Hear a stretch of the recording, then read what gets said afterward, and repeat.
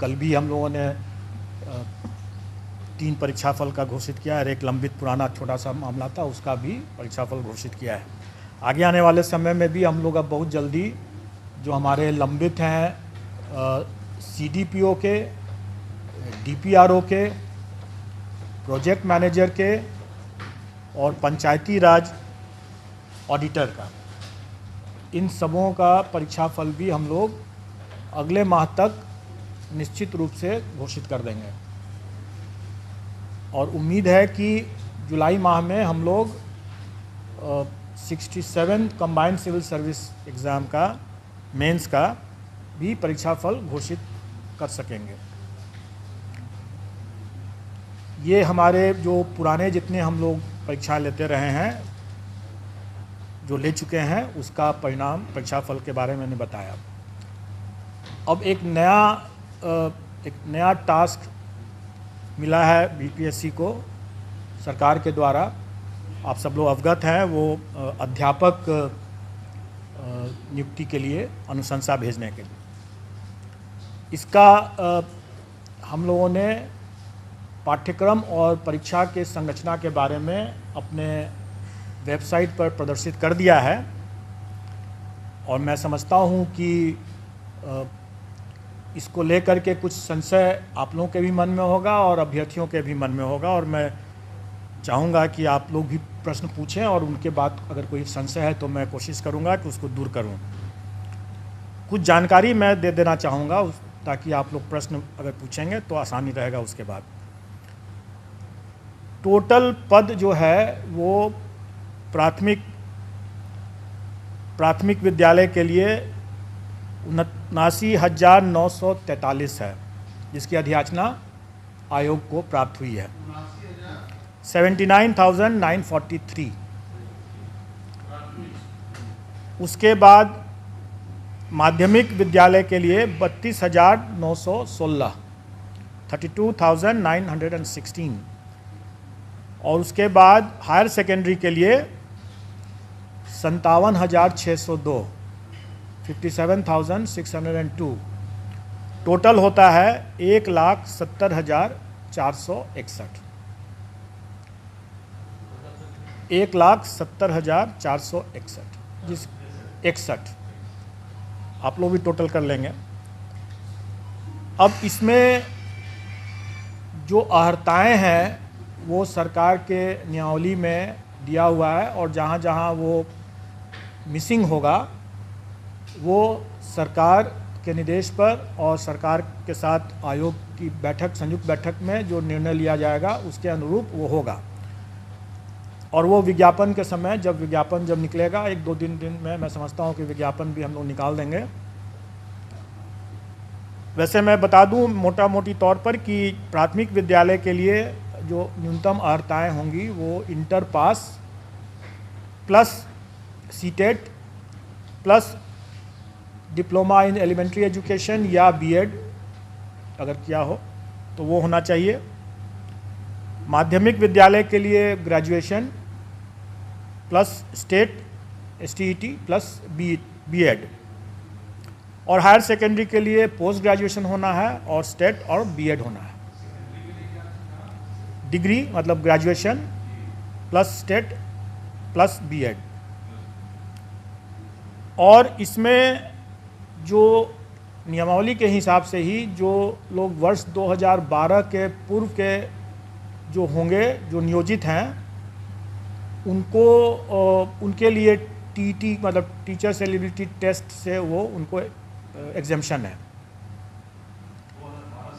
हाँ, तो ये हुआ। उसके अलावा फिर एज रिलैक्सेशन भी है उन लोगों के लिए, वो सारा चीज़ नियमावली में पहले से दिया हुआ है। वही चीज़ विज्ञापन में हम लोग रिपीट कर देंगे।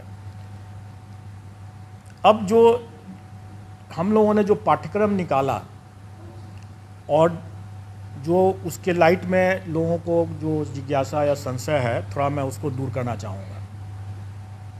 पहली बात कि ये लोग प्रश्न पूछ रहे हैं कि परीक्षा एक ही दिन में होगा, एक दिन से अधिक में होगा, तो हम लोग आवेदन जो मांगेंगे वो इन सभी पदों के लिए एक साथ मांगेंगे। एक ही आवेदन होगा। मतलब कहने का है कि एक कैंडिडेट अगर वो योग्य है तो वो प्राथमिक के साथ साथ वो हाई स्कूल के लिए भी और हायर सेकेंडरी स्कूल के लिए भी, तीनों के लिए वो अप्लाई कर सकता है। एक साथ अप्लाई एक साथ कर सकता है। और जब हम अप्लाई करने की जब हम उसको सुविधा देंगे, क्योंकि उसका हक भी है, अगर वो योग्य है तो तीनों में अप्लाई कर सकता है, तो स्वाभाविक है कि हम उसको तीनों के लिए परीक्षा में उत्तीर्ण होने के लिए भी हम उसी हिसाब से परीक्षा की तिथि को रखेंगे, ताकि अगर वो योग्य कैंडिडेट है तो वो तीनों परीक्षा में अलग अलग तिथि पर वो भाग ले सकता है। अब हम आते हैं पाठ्यक्रम के बारे में। पाठ्यक्रम या और परीक्षा की जो संरचना है वो हम लोगों ने इस तरीके से डिसाइड किया है कि एक पेपर जो होगा वो क्वालिफाइंग नेचर का है और वो भाषा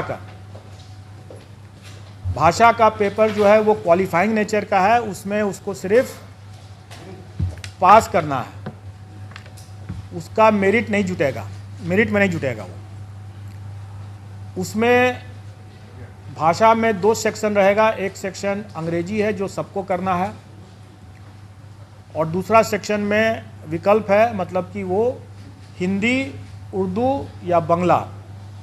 क्योंकि हमारे पास जो पद आए हैं प्राथमिक में, उसमें बांग्ला के लिए 148 पद है, उर्दू के लिए 12,729 पद है, और बाकी जो प्राथमिक के जो बाकी हैं वो सामान्य मतलब हिंदी के हैं।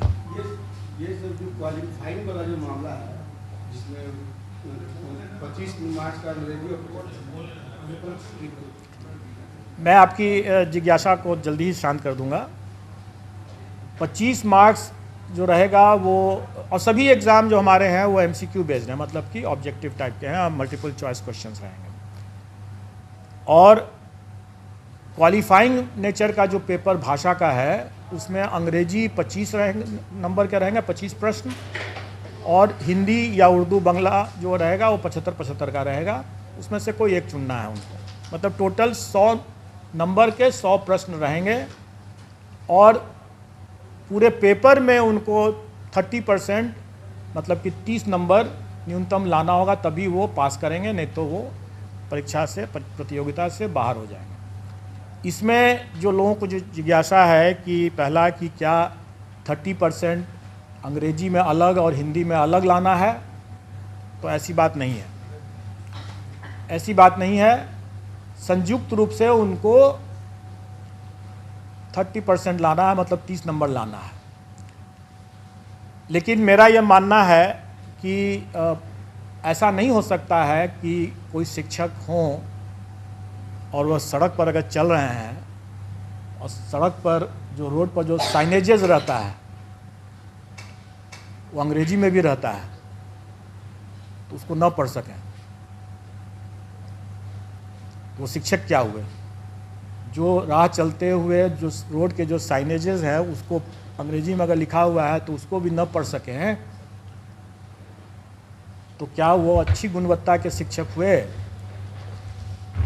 इसलिए हम लोग प्रश्न के स्तर को हम लोग इस तरह से रखने का कोशिश करेंगे कि हम उनको,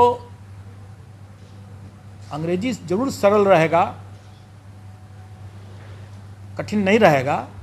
हम मानते हैं कि यहाँ पर हिंदी भाषी प्रदेश है तो अंग्रेजी का प्रश्न कठिन नहीं रहेगा, लेकिन इसका यह मतलब हुआ कि हिंदी का भी प्रश्न सरल नहीं होगा, क्योंकि अगर हिंदी का प्रश्न भी सरल हुआ और अंग्रेजी का प्रश्न भी सरल हुआ तो सब हिंदी ही देख करके निकल जाएंगे।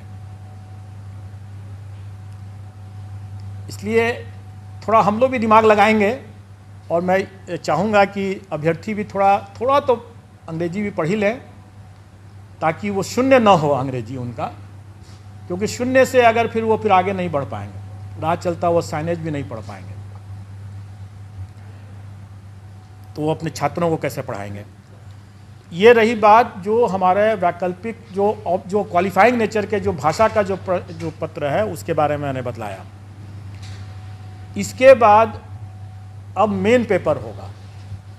मेन पेपर 150 नंबर का होगा, जिस पर कि मेरिट होगा, और हर स्कूल के कैटेगरी के लिए एक ही मेन पेपर है। जैसे प्राथमिक के लिए सिर्फ एक मेन पेपर है, अगर हम हाई स्कूल के लिए जाते हैं तो उसके लिए भी एक ही मेन पेपर है, और अगर हम इंटर के लिए भी इंटर स्कूल के लिए भी जाते हैं, मतलब हायर सेकेंडरी स्कूल के लिए जाते हैं तो उसके लिए भी एक ही मेन पेपर है। एक ही पेपर उसके बाद देना है, और वो अगर कोई अभ्यर्थी अगर तीनों श्रेणी के लिए अप्लाई करता है तो स्वाभाविक है कि उसको फिर तीनों पेपर देना होगा। अलग अलग दिन होगा लेकिन देना होगा तीनों। फिर मेरिट लिस्ट अलग अलग बनेगा क्योंकि सबके लिए अलग अलग वो परीक्षा है। अब रही बात कि जो भी 150 नंबर का जो मेन पेपर हुआ उसका कंपोजिशन इस तरह से रहेगा कि 100 क्वेश्चंस तो रहेंगे वही जो वो अपने विद्यार्थियों को पढ़ाते हैं, उसका टॉपिक, उसका चैप्टर, उसका विषय वो वही होगा जो वो अपने बच्चों को पढ़ाते हैं स्कूल में। इसलिए अगर ये जिज्ञासा है कि उसका हम सिलेबस में विस्तार करके दें तो मेरा ये कहना होगा कि बिहार एग्जामिनेशन बोर्ड का जो सिलेबस है बच्चों के लिए उसी को देख लें, उसी को पढ़ लें, चैप्टर उसी के हिसाब से कंप्लीट कर लें, उनका डिटेल सिलेबस हो जाएगा। अगर मान लें कि अगर कोई फिजिक्स का देखता है या कोई हिंदी का देखता है तो जो अगर कोई इंटर का अगर है वो विषय, तो इंटर में जो पढ़ाई होती है एक फिजिक्स के स्टूडेंट के लिए उसका वही रहेगा, चैप्टर कंटेंट्स वही रहेगा। प्राथमिक विद्यालय में भी अगर जो बच्चों को जो पढ़ाते हैं शिक्षक वो वही रहेगा, कंटेंट वही, चैप्टर्स वही रहेंगे। मतलब सिलेबस का जो विस्तार, डिटेल सिलेबस की जो लोग मांग कर रहे हैं वो करना ज़रूरत नहीं है, क्योंकि अगर उसको देखना है तो अपने बिहार एजुकेशन बोर्ड का सिलेबस बच्चों का उठा कर देख लें और उसी की पढ़ाई कर लें। अब रही बात कि शिक्षक हैं वो बच्चों से उनका ज्ञान ज़्यादा होना चाहिए, बच्चों से उनका स्तर ज़्यादा होना चाहिए, तभी तो पढ़ा पाएंगे। तो स्वाभाविक है कि प्राथमिक शिक्षक के लिए जो अभ्यर्थी होंगे उनका चैप्टर तो वही होगा जो बच्चों को पढ़ाने वाला है, लेकिन उसका स्तर जो होगा वो बच्चों वाला तो नहीं होगा। उनका स्तर जो उनके लिए जो जैसे प्राथमिक शिक्षक के लिए न्यूनतम निर्धारित योग्यता जो है वो इंटर है, तो उसी के आलोक में प्रश्न पत्र का स्तर होगा। चैप्टर तो वही हुआ जो प्राथमिक विद्यालय में जो पढ़ाते हैं, लेकिन उसका जो स्तर जो होगा वो उनके जो न्यूनतम निर्धारित योग्यता मतलब इंटर जैसे है, तो उसी को ध्यान में रख करके होगा कि इंटर पास एक अभ्यर्थी स्कूल प्राथमिक विद्यालय के बच्चों को पढ़ाएंगे तो उनको क्या ज्ञान होना चाहिए, जो भी विषय वो पढ़ाएंगे उसके लिए उनका क्या ज्ञान होना चाहिए, क्या स्तर होना चाहिए, वो उसी के आलोक में रहेगा। और उसी तरीके से अगर मान लीजिए अगर +2 का अगर कोई शिक्षक है अभ्यर्थी, तो स्वाभाविक है कि वो +2 के विद्यार्थियों को पढ़ाने के लिए उसका स्तर तो उससे ऊंचा का होना है, तो फिर +2 के शिक्षक के न्यूनतम अर्हता है जो है वो पोस्ट ग्रेजुएशन का है। तो पोस्ट ग्रेजुएशन का है तो हम लोग उसी के आलोक में कि वो इंटर के बच्चों को पढ़ाने वाले पोस्ट ग्रेजुएट अभ्यर्थी हैं, तो प्रश्नों का स्तर क्या होना है वो उसी के हिसाब से हम लोग तय कर लेंगे। तो अब इसमें इसको लेकर के जो लोगों को कन्फ्यूज़न था कि हमारा क्या रहेगा, पाठ्यक्रम का कैसे मतलब डिटेल क्या रहेगा, तो मैंने बता दिया। अब रही बात कि ये तो 100 नंबर के हुआ, बाकी 50 नंबर के जो रहेंगे वो सामान्य ज्ञान जो है, जनरल साइंस कर लें, जनरल स्टडीज़ कह लें, वो बेसिकली जो पहला जो 100 नंबर का जो हुआ वो उनके नॉलेज का टेस्ट होगा, और बाकी जो 50 नंबर का जो होगा वो उनके इंटेलिजेंस का टेस्ट होगा। मतलब कि उसमें मेंटल एबिलिटी रहेगा वगैरह वगैरह, रीजनिंग रहेगा और इसी तरह के मिलते जुलते चीज़ रहेंगे, जो उनके कुछ हो सकता है कि सामान्य तरह का जो एक किसी भी जागरूक नागरिक को या शिक्षक को थोड़ा बहुत ज्ञान होना चाहिए सामान्य ज्ञान का, तो वो उसी तरह का रहेगा। वो बहुत ऐसा बिल्कुल नहीं रहेगा कि हम कोई जो लोग ये आशंकित हो रहे हैं कि हम एसडीएम बना रहे हैं, ऑफिसर बना रहे हैं, ऐसी बात नहीं है। वो भी लोक सेवक ही होंगे और जो एसडीएम जो हैं वो भी लोक सेवक ही होंगे। और किसी भी एक लोक सेवक को एक जो सामान्य ज्ञान का जो स्तर होना चाहिए, इसका स्तर उतना ज़्यादा नहीं होगा, जो कि स्पष्ट है। लेकिन इसमें 50 नंबर जो रहेंगे वो उनके विषय ज्ञान से हट करके ये उनके सामान्य ज्ञान, जो उनकी बुद्धिमत्ता का जो हम असेस करने का प्रयास करेंगे इसमें। अब रही बात कि इस पूरे मामले में हम लोगों ने इस बात शुरू से ही स्पष्ट कर दिया है कि इसमें तुक्केबाजी को हम प्रश्रय नहीं दे सकते हैं। मेरा ये मानना है कि अगर कोई ऑफिसर अगर है तो वो ऑफिसर, जिसे सिविल सर्विसेज का हम एग्ज़ाम लेते हैं, वो कोई भी विषय पढ़ के आता है, लेकिन वो उस विषय का उपयोग नहीं करता है अपने कार्य में। अगर वो मान लें कि फिजिक्स पढ़ के आया तो सीधे वो फिजिक्स का उपयोग थोड़ी कर रहा है अपने कार्य में। लेकिन शिक्षक जो है वो सीधे अपने उस ज्ञान का उपयोग कर रहा है। अगर वो फिजिक्स पढ़ के आया है या हिस्ट्री पढ़ के आया है तो वो उसका उपयोग कर रहा है अपना ज्ञान बांटने में, अपने विद्यार्थियों को पढ़ाने में। वो अपने ज्ञान के मामले में तुक्केबाजी अगर करते हैं तो ज़्यादा खतरनाक होगा, वो बच्चों के लिए भविष्य से खिलवाड़ वाली बात होगी। इसलिए हम उनको तुक्केबाजी पर अंकुश शुरू से ही लगाएंगे और इसलिए हम इसमें नेगेटिव मार्किंग रखेंगे। लेकिन अभ्यर्थियों को उससे घबराना नहीं चाहिए, क्योंकि आफ्टर ऑल जो वो पढ़ाएंगे बच्चों, जो उनका अपना खुद का विषय है, जिस पर उन्होंने पढ़ाई किया है और जिस पर वो आगे काम कर रहे होंगे या काम करेंगे, उसका तो उनको ज्ञान होना ही है, नहीं तो वो अपना पढ़ाएंगे कैसे। इसलिए वो चूँकि उनका ज्ञान भी है, उसका अनुभव भी है, इसलिए उनको कोई उसमें तुक्का लगाने की ज़रूरत नहीं होगी उनको। और इस बार तो मतलब कंबाइंड सिविल सर्विस की तुलना में सक्सेस रेशियो जिसमें जो होना है, जैसे 1,70,000 से ऊपर वैकेंसी है। अगर अभ्यर्थियों की संख्या हम माने कि 6-7 लाख अगर होंगे तो आप अनुपात देख लें कि सक्सेस का अनुपात काफ़ी बेहतर है कंपेयर टू जो कंबाइंड सिविल सर्विसेज एग्ज़ाम, जिसमें कि काफ़ी मारामारी रहता है। तो इसमें उतना घबराने की ज़रूरत नहीं है। प्रश्न का स्तर जो होगा वो कठिन नहीं होगा, लेकिन डेफिनेटली वो एक तरह से बहुत हल्का भी नहीं होगा। वो उनके जो काम जो करेंगे, जो पढ़ाएंगे, उसको उसके ही आलोक में उसका स्तर होगा। तो नेगेटिव मार्किंग कितना होगा उसके बारे में जो लोग यहाँ पर पहले से जुटे हुए हैं आयोग के संबंध में, नेगेटिव मार्किंग संबंध में, वो जानते हैं कि अगर 5 ऑप्शन रहेंगे अगर, तो 1/n-1 होता है फॉर्मूला उसके हिसाब से। मतलब कि अगर 5 ऑप्शन है तो मतलब कि 4 गलत प्रश्न और 1 सही प्रश्न मिलाकर के 0 होना है। 5 ऑप्शन है तो 1/4 हो जाएगा, और अगर 4 ऑप्शन है तो 1/3 माइनस हो जाएगा। ये स्टैंडर्ड स्टैटिस्टिकल फार्मूला रहता है और इसका निर्णय हम लोग कर देंगे और वो परीक्षा में भी उन लोग पता चल जाएगा। लेकिन इससे घबराने की बात बिल्कुल नहीं है। और हम लोग अभ्यर्थियों को पर्याप्त समय भी देंगे पढ़ाई के लिए, तैयारी करने के लिए। इसलिए इसमें घबराने वाली बात तो बिल्कुल नहीं है। और अनुपात, जो सक्सेस का अनुपात इतना बेहतर है, मैं समझता हूँ कि जो अगर थोड़े से भी जो लोग पढ़ा रहे होंगे, ठीक से पढ़ा रहे होंगे, तो उनके लिए कोई दिक्कत नहीं होनी चाहिए, आ जाएंगे इसमें।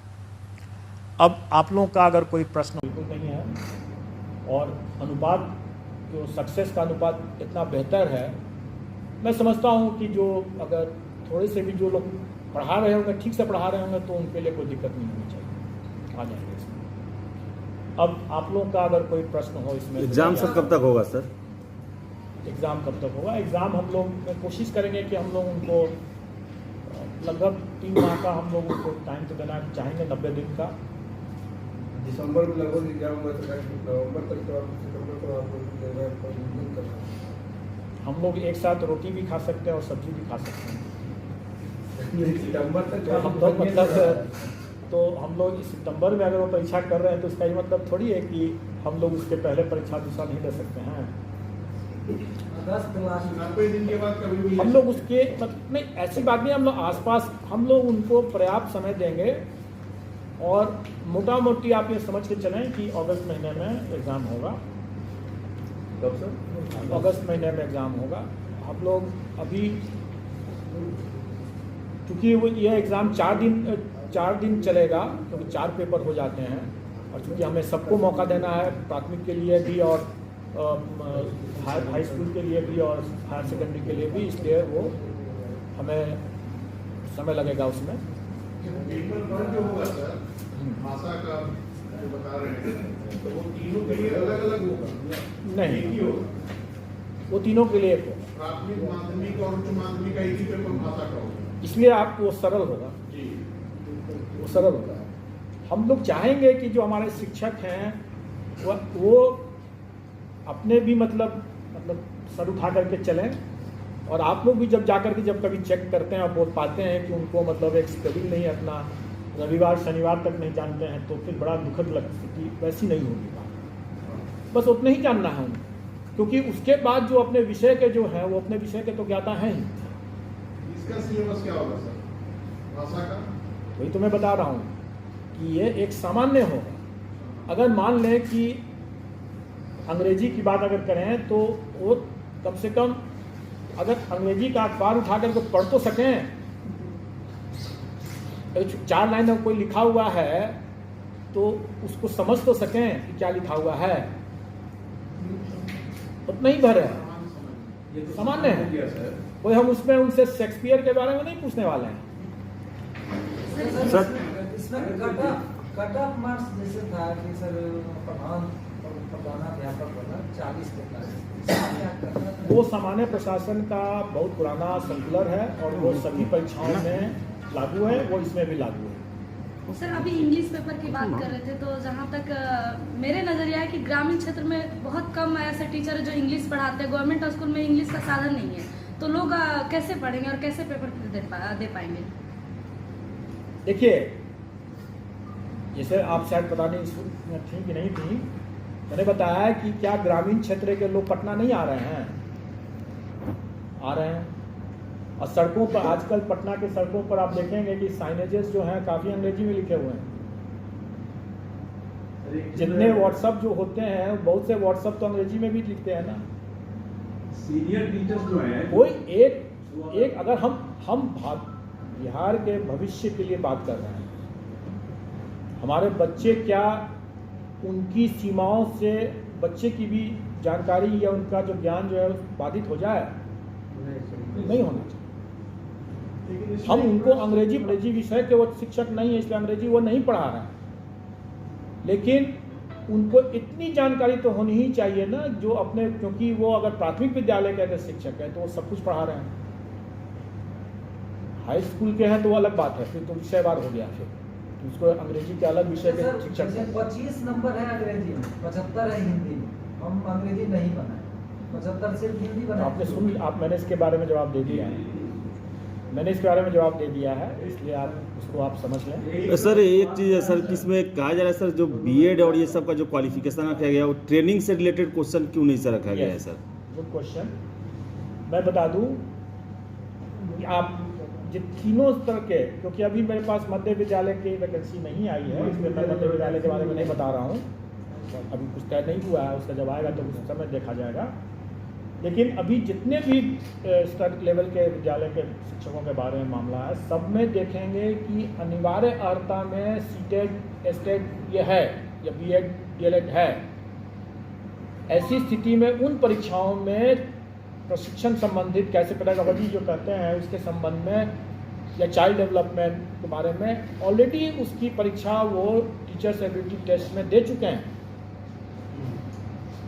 तो अब फिर से उसी चीज़ के अगर हम लेने लगे हैं तो फिर आप ही लोग कहेंगे कि जब उसमें जब ले ही चुके हैं तो फिर इसमें भी वही चीज़ ले रहे हैं, तो नई परीक्षा की क्या ज़रूरत है? नई परीक्षा की ज़रूरत इसलिए है क्योंकि जो अभ्यर्थियों की संख्या अगर 6 लाख है और अगर हम उसमें से 1,70,000 ही को हमको अगर लेना है तो स्वाभाविक है कि हम मेरिट बेस्ड ही हम सिलेक्शन प्रोसेस करेंगे। अब रही बात कि पेडागोजी जो है या चाइल्ड डेवलपमेंट CDP जिसको कहते हैं, चाइल्ड डेवलपमेंट पेडागोजी की बात जो करते हैं, ये ऐसा चीज़ है जिसके लिए वो पहले से एलिजिबल हो, अपनी पात्रता पहले से प्रमाणित कर चुके हैं। दूसरी बात कि ये ऐसा मामला है कि वो भविष्य में कि वो TET करके आए हुए हैं, वो जब स्कूल में जब जाएंगे वहाँ भी और भी अनुभव ज्ञान अभी हासिल करेंगे, उनका उसमें निखार आना ही है। उस पर हमको एक बार जब एलिजिबिलिटी टेस्ट कर चुके हैं उस बिंदु पर, तो दोबारा हमको उसी बिंदु पर उसकी परीक्षा लेने का कोई मतलब नहीं है। सर पहले क्वालिफाइंग परीक्षा होगा, उसके बाद ये भाषा वाले में आप जनरल तो हो गया, इंग्लिश और हिंदी दोनों होना चाहिए, लेकिन अगर कोई बांग्ला का स्टूडेंट है या उर्दू का स्टूडेंट है, उसके लिए क्या वो भाषा का क्या? वही तो मैं बताया ना कि Hindi oblique Urdu oblique Bangla. Hindi oblique प्रश्न पत्र बाइलिंगुअल रहेगा या हिंदी केवल? देखिए, प्रश्न पत्र जो हमारा जो सब्जेक्ट का जो रहेगा वो बाइलिंगुअल रहेगा, लेकिन नेचुरली अगर हिंदी का प्रश्न अगर है, एक का पेपर है तो हिंदी में ही सिर्फ रहेगा। अगर इंग्लिश का है तो फिर उसमें हिंदी तो नहीं रहेगा। ये एक उर्दू वाले, ये मदरसा वाले जो लैंग्वेज का जो विषय का जो पेपर रहेगा वो उसी लैंग्वेज में रहेगा, तो वो बाइलिंगुअल नहीं रहेगा। ये DET को लेके बिहार में जो अब तक परीक्षाएं हुई है, इसमें महिलाओं को विशेष छूट दिया गया है कि 85% उनके लिए 85 मार्क्स है, तो क्या वो छूट आप जारी रखेंगे या फिर जो 90 का है? देखिए, जो मिनिमम क्वालिफाइंग जो कट ऑफ है वो सरकार के द्वारा पहले से निर्धारित है। उसमें महिलाओं के लिए अलग है, सामान्य के लिए अलग है। वो उसका पूरा आप लोगों को ज्ञान होगा, हमारे पाठ्यक्रम में भी वो परसेंटेज लिखा हुआ है। अब रही बात कि सरकार ने इस बार जो नियमावली जो बनाया है उसमें प्राथमिक विद्यालय के शिक्षकों के लिए शिक्षकों के पद पर महिलाओं के लिए आरक्षण जो है 50% है, 50% है, अन्य में 30% या 35%। प्राथमिक में 50 और अन्य में 35। अन्य में जो पहले से है वो सही है, और प्राथमिक विद्यालय के केस में 50% आरक्षण महिलाओं के लिए। सर ये जो एग्जाम दो एग्जाम होंगे तो क्वालिफाइंग एग्जाम पहले होंगे उसके बाद ले होंगे या इससे कोई फर्क नहीं पड़ता है, क्योंकि हमारे जो भी एग्जाम है MCQ बेस्ड हैं और इसका इवैल्यूएशन हमारे कंप्यूटर से ही होंगे, क्योंकि हम हमेशा करते आ रहे हैं। जो लोग आयोग के पास आते रहते हैं या आयोग की पद्धति से वाकिफ़ हैं वो जानते होंगे। मैं 1-2 बातें और बता देना चाहूँगा जो लोग नहीं वाकिफ़ होंगे उनके लिए। पहली बात कि ये MCQ बेस्ड होगा तो इसमें हम सारा का सारा जो है कंप्यूटर से ही हम इवैल्यूएशन करते हैं, और हम लोगों ने एक नई परिपाटी बनाया है कि जो हमारे आंसर की जो निकलते हैं वो हम पहले से प्रदर्शित कर देते हैं, और उस पर जिसको आपत्ति करनी है तो आपत्ति भी करते हैं 1 बार 2 बार, तो वो इसमें रहेगा। जो हम लोगों ने इतने दरमियान में जो अनुभव हासिल किया है इस तरह की परीक्षाओं को लेने में और जो सुधार किया है उसका लाभ शिक्षक अभ्यर्थियों को भी होने वाला है। तीसरा ये इसमें ये रहेगा कि पारदर्शिता बरतते हुए हम उनका OMR शीट को वेबसाइट पर उनको दे देंगे ताकि वो अपना OMR शीट देख सकें कि उन्होंने क्या किया है। ये पूरी ट्रांसपेरेंसी रहेगी। लेकिन इसके साथ साथ मैं ये भी बता दूं, उनको ये आगाह भी कर दूं कि मैं जो ये सुविधा दे रहा हूं तो उसके साथ साथ जो पारदर्शिता और जो कड़ाई जो की बरती जाएगी उसके बारे में भी जानकारी दे दूं। हम लोग अपना प्रश्न पत्र जो है वो सीधे एग्जामिनेशन सेंटर में अभ्यर्थियों के सामने खोलेंगे, वो कहीं किसी सेंटर सुपरिटेंडेंट के चैम्बर में नहीं खोलेगा।